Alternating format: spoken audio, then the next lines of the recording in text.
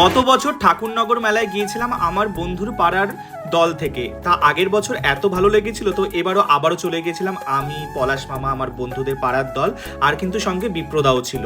আর এদিকে কিন্তু দল দেখো একদম নহাটা পর্যন্ত হেঁটে আসলো, এরপর কিন্তু গাড়ি করে চলে যাবে ঠাকুরনগরে। আমরা কিন্তু সকাল সকাল রেডি হয়ে চলে এসেছি, আমি, পলাশ মামা। এখন কিন্তু নহাটা থেকে আমরা যাব বাইকে করে, আর বন্ধু আমরা সবাই মিলে কিন্তু বাইকে করে ঠাকুরনগর। আমরা বাইকে করে যাচ্ছি আর দলের সমস্ত লোকেরা কিন্তু এখানে লরি করে যাচ্ছে, আর ওখানে কিন্তু দেখা হবে। ফাইনালি কিন্তু পৌঁছে গেছি ঠাকুরনগর। আর আজকে কিন্তু অনেক ভিড়, গতকালে এর থেকেও ভিড় ছিল। আমরা গতকাল রাতেও এসেছিলাম, মানে এর থেকেও অনেক ভিড় ছিল।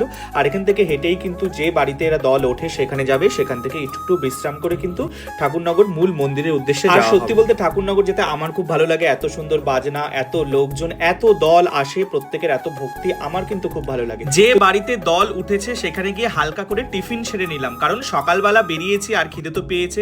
এদিকে কিন্তু মাসি রুটি, আলু ভাজা এসব নিয়ে এসেছিল, ওগুলো দিয়ে কিন্তু হালকা করে টিফিন করে নিলাম। এরপর আমি এক কৌটো লজেন্স নিয়ে গিয়েছিলাম, সেখানে দলের সবাইকে দিলাম এবং ওখানকার ভক্তদের ওখানে গিয়েও কিন্তু ছড়িয়ে দিয়েছি। এরপর সবাই মিলে কিন্তু আবারও ডাঙ্কা নিয়ে বেরিয়ে পড়লো হচ্ছে ঠাকুরনগর মন্দিরে যাওয়ার জন্য। ওখানে গিয়ে মাতাম দেওয়া হবে, তারপরে কিন্তু কামনা সাগরে পুণ্য স্নান হবে। মধুকৃষ্ণা ত্রয়োদশী তিথিতে শ্রী শ্রী হরিচাঁদ ঠাকুর কিন্তু জন্মগ্রহণ করেছিলেন। আজ 214তম আবির্ভাব তিথি। শ্রী শ্রী হরিচাঁদ ঠাকুর জন্মগ্রহণ করেছিলেন বাংলাদেশের ওরাকান্দি গ্রামে। আর ঠাকুরনগর এবং বাংলাদেশে দুই জায়গাতেই কিন্তু দারুণ এই উৎসব পালন করা হয়, মানে এই বারুণী উৎসব। ঠাকুরনগর, ভারতবর্ষের ঠাকুরনগরে, আর বাংলাদেশের ওরাকান্দিতেও কিন্তু সেম অনুষ্ঠান হয়। আর আমরা কিন্তু একটু একটু করে এগিয়ে চলেছি মন্দিরের দিকে। সেই ডঙ্কা বাজানো আর তার সাথে মাতাম সবই তোমাদের সাথে শেয়ার করছি, দেখতে পাবো।